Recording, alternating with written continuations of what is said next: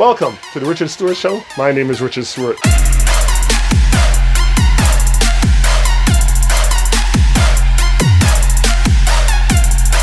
I'm a former national team player for the Canadian national team who won a silver medal for Canada in the 91 games in Sheffield, England. I also played at St. Joseph's University, NCAA Division I in the Atlantic 10 Conference. Stewart again down the lane, no foul, they let him have it. Richard has 19. Currently, I own Advanced Basketball Canada, a program that teaches kids how to play basketball from the fundamentals to the more advanced. Two of the notable players that I've trained are Dillon who plays for the Memphis Grizzlies, and Brooks will go and jam it with the right hand off the setup by Moran. And Ignas Brazdeikiz, Brazdeikiz to steal, some contact, and we play on. Brazdeikiz, happy holiday! who plays for the New York Knicks. I also train ladies, and the ladies that are in university and have played in Europe as well. So I have a lot of ladies who have trained and are playing basketball. Welcome back to our program. My special guest today is Phil Dickson out of Toronto, Canada. The best high school basketball player that Canada has ever produced. Phil was an incomparable player. Had a jump shot, can dribble the ball left, right, defended well, okay? Was a help defender as well as a good on-ball defender. Shot the basketball before there was a three-point shot. Shot the basketball well. I mean, real well. No one could stop him. Dunked the basketball with either hand. A great leader. Okay, the type of leader that a Kobe or Michael Jordan type of leader, mentally strong. Strapped his team to his back in high school, won championships, won provincial championships, which is like a state championships in the States. Just a great basketball player. I mean, he had shoeboxes of offers from every major school. You're talking about Pac-10, you're talking about Big 12, you're talking about Atlantic 10, you're talking about ACC, you're talking about Big East. Every school wanted this man. All right, he could have picked anywhere to go, and that's how good he was. And nobody since then has played basketball the level he has played. I mean, just an incredible passer. I played with Phil on the Pan American Games team. Phil and I actually saw Fidel Castro in his box. In that tournament in Cuba, in Havana, Cuba. We went together to the World University which is the World University Games. Phil and I actually were the last guys who beat the USSR before Russia disbanded, right? So we have history together. I've seen him play on a lot of levels. An incredible passer, intelligent basketball player, and just unguardable. Can't guard him at his height, 6'6", and can play the game with a good body on him. Just NBA material. During high school, Phil and I never played against each other because he was 2 years behind me. So when I was graduating from high school, he had just begun to play senior in high school. And I went on to play at St. Joe's, and I just heard all the reports. This guy was scoring 40 by halftime. Was dropping 40 with a box in 1 and a triangle in 2 being played against him. And just making guys look silly, dunking on guys, passing the ball to his teammates, setting up guys for score. Just a great basketball player. And I heard all these reports. But until I played with him, I didn't realize how good he was. And we have him on our program today. Welcome, Phil. Hey, true believers, I have a treat for you. We have the man, the legend, the incomparable Phil Dickson on the phone. Hey, Phil, how are you, sir? I'm doing fine, thank you. How you doing? How are you guys doing? Hey, man, you know what? We're doing great here on this program. It's a beautiful day in Toronto. We're in this lockdown, but we're talking ball anyway. Tell me, how's your family? Is everyone safe? Family's good. Everybody's safe. Just staying low key, you know? Awesome. As long as you're safe, man, God is good. Now, Phil, we're here to talk basketball. We're going to touch on some current events, but I want to hear more about your journey to the top of the basketball world. I also want to talk about, school and what university was like for you and what the competition in Toronto used to be like before we turned to, single-skilled players that they have now. So let me start with this, Phil. When did you first start playing basketball? When did you pick up your first basketball? Man, the first time I saw basketball was I came to Canada, actually August 4th, 1980 on my birthday. Mm-hmm. And on Friday, it was a Thursday, the Friday I went outside and it was hot, and I saw some guys at the basketball court just playing basketball. And from my recollection, I was like, man, this looks like netball. So I'm thinking back in Jamaica, it was netball, but in Jamaica, there's no backboard. So I just started watching the guys play every day, and I just said, this game is fun. And got a chance to watch Dr. J play when he was playing back with Philadelphia. and I was in love. Wow. It's inspiring. You know something? You had the same, almost a parallel story like I did. I came here in 1978 around Christmas time during that big snowstorm, and my dad enrolled us in school, my sister and I. So the first sport I actually played was hockey. They used to in Toronto, Parks and Rec used to freeze the parks, and my sister and I went ice skate. The first thing we did was ice skate when we were here. But I picked up a basketball that September for grade 6.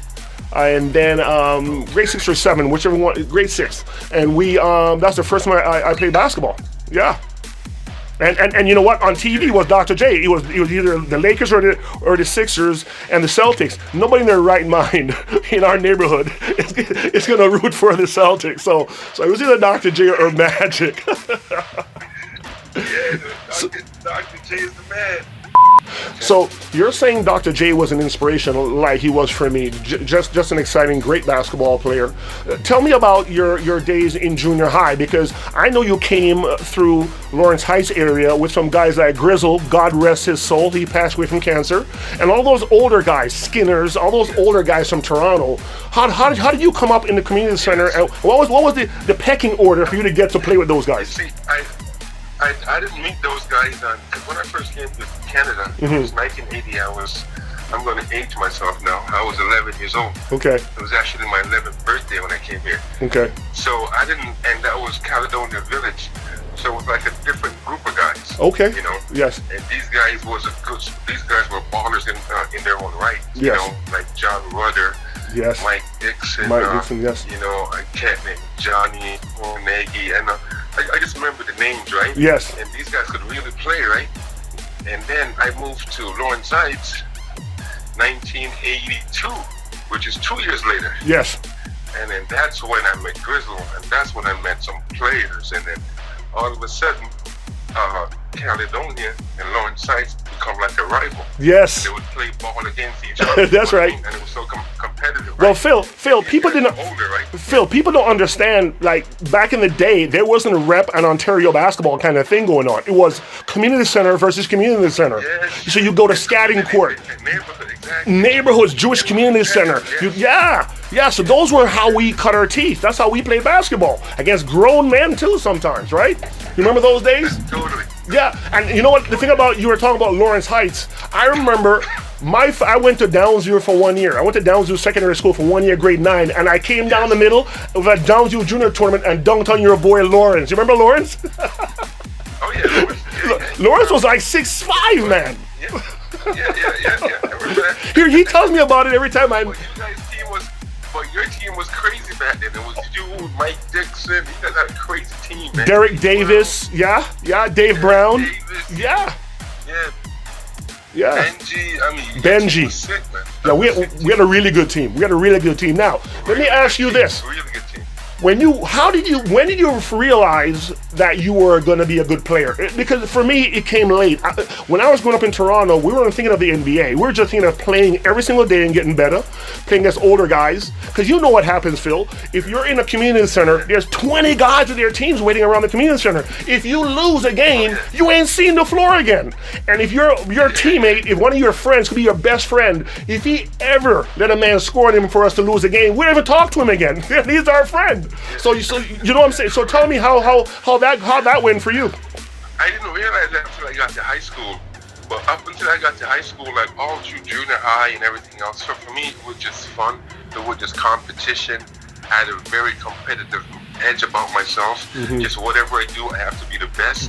And if I'm not, I'm gonna go quietly and I'm gonna train, I'm gonna practice, I'm gonna come back.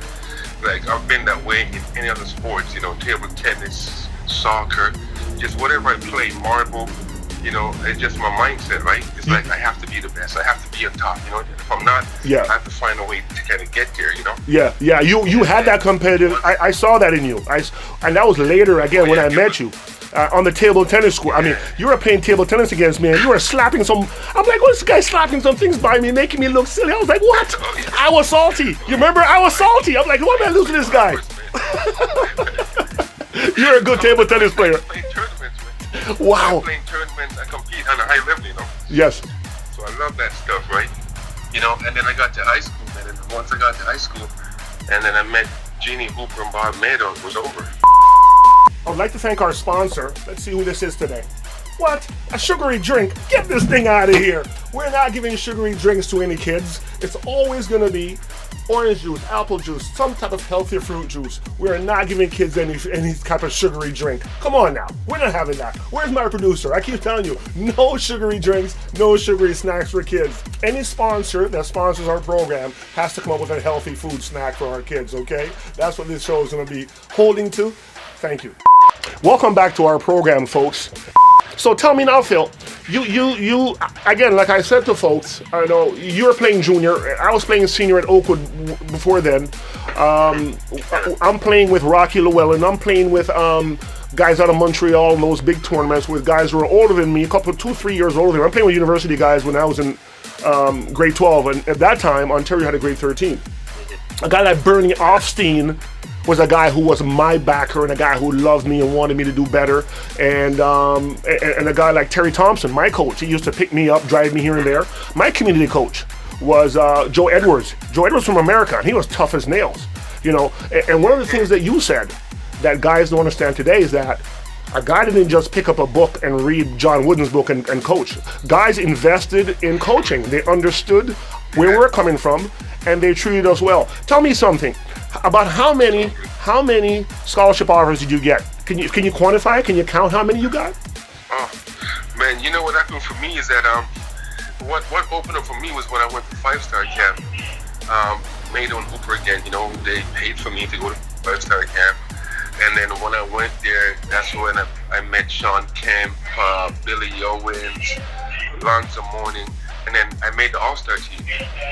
Not only I made the All-Star team, I was an MVP in the All-Star game. Wow. So as a result of being an MVP amongst all those cats, man, the door just, everything is open up for me. Wow, right? wow. All kinds of scholarship offers, you know, I was on the same team. Wow. Walt Williams, Brian Stitt, a whole bunch of different guys. I mean, it was a crazy camp. But Phil, those guys are NBA some of those guys are NBA royalty, Hall of Fame. You beat those guys out to be MVP?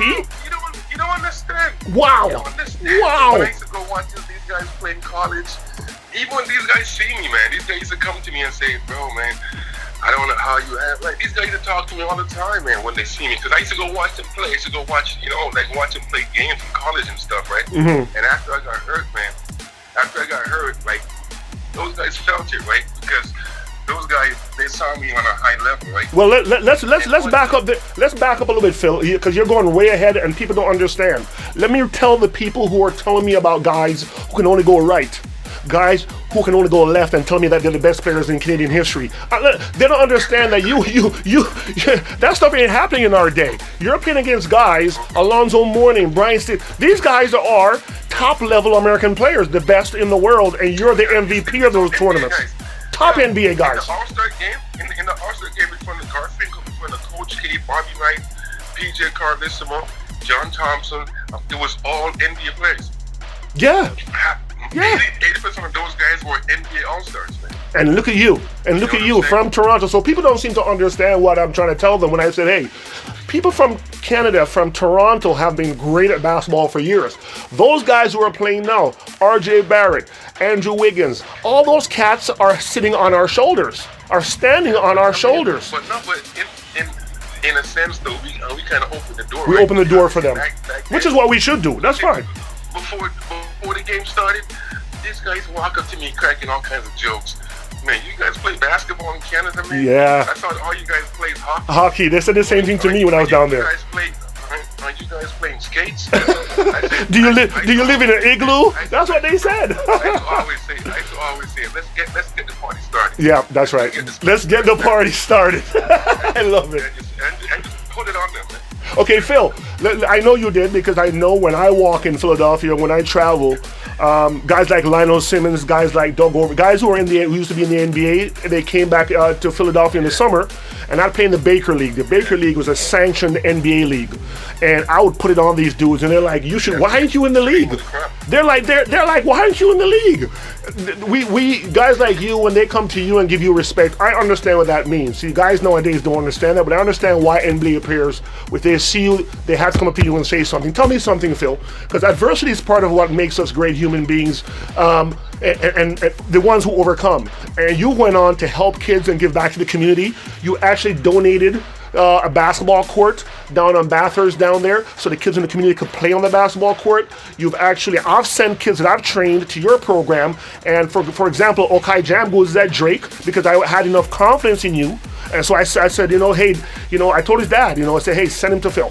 And so I'm thankful for you for that, and I'll always recommend a kid to come to you because I know you know the game and you'll always be fair. You're not about, oh, he's my friend's kid. No, if you can ball, Phil will do the right thing. So I'm happy that. Tell me about your injury. We're talking about adversity.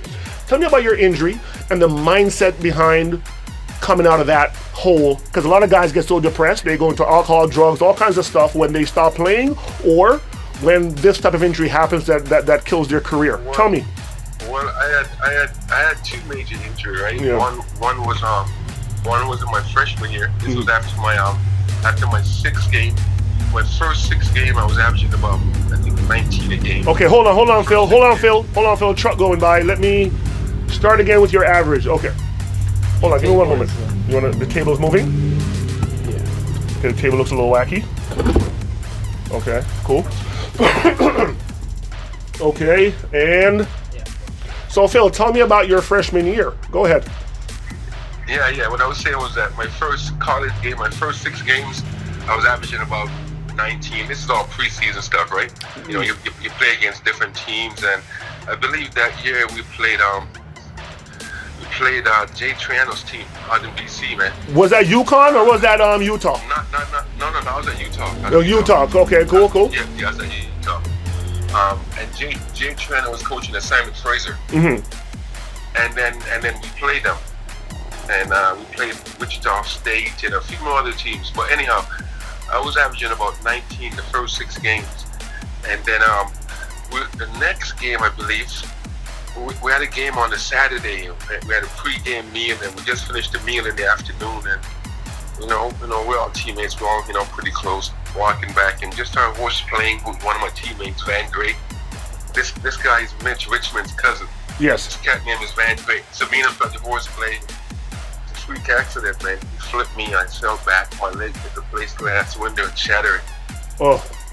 And then that's when I cut up my leg pretty bad, right? Oh, yeah. And then and then after that, I went to the hospital and got surgery done and stuff, and just rehab like crazy, and came back from it, about 80% or so. Yes. And then I blew my knee out the next year my knee just started to swell up on me, man. Like I never really did anything to sort of injure it. Yes. It just started to swell up like a watermelon. Oh. It just a lot of fluids and stuff started to collect inside of it. Yes. And tell me, and tell me now, through all that, and when that happened, and you were still able to play, because you and I played together on the on the Pan American Games team. You were still a great player. Oh man, I was playing at 70%, 60%, and killing people. And that's what, 60, 70%. Like once I got hurt, I was never the same player. No. What I find so ironic is that a lot of these cats, all of a sudden I'm hurt. And now they're saying, "Oh, I'm just as good as Phil. I'm better than Phil." No way. No way. You're better than me now. You're better than me now. But when I have my legs, those are the same guys who are coming to me and idolizing me. So I just find it so funny and ironic. You know what I mean? Yes. But I understand that because I remember. There's different people talking. Yeah. But you know what? People will talk, Phil, and people who know basketball, like the real people who know basketball. You have guys on the internet now talking stuff. They don't know what they're talking about. They don't know what they're talking about. Right? I mean, shit. There's guys who I used to enjoy watching play myself as a high school player. Yeah. Like Charles Rochelin. Yeah, we went to UCLA. Yeah. I used to love watching Terrence Constantine play. Terrence. People don't know how good Terrence was as a little guard. Yeah. Rocky play. Rocky, yeah. I used to love watching Mark Henry. Mark Henry, he went to Niagara. Yes. I used to love watching these guys play. You see, Phil, I'm glad I have you on the program, because a lot of these guys are kind of talking about mans who are doing stuff now and don't understand that Mark Henry was Paul George before Paul George was Paul George. They don't know Terrence. Terrence was like Allen Iverson before Iverson was Iverson. I mean, there's guys in Toronto who are great. Listen, there's Mark Henry, and don't forget Jerry too. That's His right. brother. That's right. His brother was great. Yeah. Both of them, not just one. 6'7" and can ball. Double sword coming at you, man. What about Kevin St. Kitts? Kevin St. Kitts. That man would hurt you, Dunkula. With a name like Dunkula, that man sit in the air on a chair and I mean, that's amazing basketball players. Kevin and Patrick Jefferson. Patrick Jefferson went to Patrick Jefferson went to out there. Say it again. He went to Brandon. He went to Brandon with Marvin Russell and those guys. Remember those guys? They won 4 championships. They were a dynasty in Canada before there was such a word. But Patrick in his heyday, it's like these guys they're team players. Yes. You know what I'm saying? They play defense, they block shot, they score, they rebound. Yes. They give you that nice outlet pass. You know what I'm saying? Speaking of which, Phil, let's tell people about when we were in England. We went to England for the World University Games. It was me, you, Spencer McKay was on that team, along with Martin Keane. Martin Keane, he's a joker. Martin Keane's one of the funniest guys ever. But we went up against you. Martin Keane is like is a walking laugh. Charles Barkley. Oh yeah. So we went up against Spain in the quarterfinals because we were going to play the USSR next. We went up against Spain. So here's what happens. Spencer McKay goes and closes out on the guy on the right wing. Martin Keane catches the rebound, okay, throws it to you, elbow extended. I'm sprinting the right side. I took one step over half court. The ball's already in my hands. You didn't even have to look. The ball was there. I get up, one dribble into the 3-point line, and I'm over the 7-footer of Spain. And we were crazy. You were such a great passer. So Phil, I'm putting together a team to play against this current New York Knicks team, and these guys are a bunch of guys. Here are the guys, man. Me, you, Bobby Llewellyn, Charles Barkley, Fat Charles from now, Iverson, Dr. J, of course, we never leave Dr. J out in anything we do. Rocky's a model right now with his sartorial splendor, so Rocky's in there. Kyle Lowry and Siakam to run young boys, and my 2 sons, Daniel and Derek Michael. Now, because and listen, let me bring in Andrew, man. Andrew will come. You what? Andrew Wiggins. Andrew Wiggins, that's right. Oh, yeah. That's right. Yeah, I coached Andrew when he was like from 8 to about 11. You taught Andrew. Okay, so Andrew Wiggins comes with us, right? Cool. My assistant coach told me this. Hey, it's a true story. And my assistant coach told me, he says, Phil, I'm telling you, see that kid? In his last year of high school, he's going to be the #1 NBA player picked. Wow. When he was 9 years old, he told me that shit. Wow. Man. Andrew, you asked Andrew, and Andrew will tell you that. And I know Mitchell is dad, eh? His Mitchell was playing for Philly, and I used to bring some Jamaican food for him. Yeah, small world. Small world. Mitch is a clown, man. Mitch is one of the funniest guys in the world. People don't know how cool Mitchell Wiggins is, man. It's cool. I know that guy. So that's a team we're gonna pull together. New York will not want this because we'll beat them. Yo, bring on Mitch too. Bring on Mitchell. 65-year-old man still hitting jump shots. I think he could. Mitchell's a gunner. Mitch Wiggins is a gunner. He'll shot 30 for sure. He's a gunner. Yeah. Hey, but you know what? Because of this pandemic thing, only 2 fans: Spike Lee and our super fan, Nav Batav. Nav. Just those 2 guys. Spike Lee on one side, Nav on the other side. What do you think? Let's wait till all this crap is over with. And we'll put it together. Well, listen, Phil. Thank you so much for being on the program today. Thank you for helping kids. Thank you for everything that you do, and you being a friend of mine, and I respect you immensely. So you have a great day, my friend, and we're gonna have you back on the show, man. There's a lot more stuff we can tell people about basketball in Toronto. Okay? Okay, brother. You take care, son. Much love. Take care. Love you, man. Bye now, Phil. Ladies and gentlemen, that was Phil Dickson. I want to thank him for coming on the program today. I hope you learned some things about the history of basketball in Toronto, Canada, and his impact around the world. Because of Phil Dixon, a lot of guys are getting looks up here now. A lot of universities are coming up here. NBA teams are picking a lot of basketball players up here because, as Phil had told you, he went to these all-star games down there and these camps and just destroyed.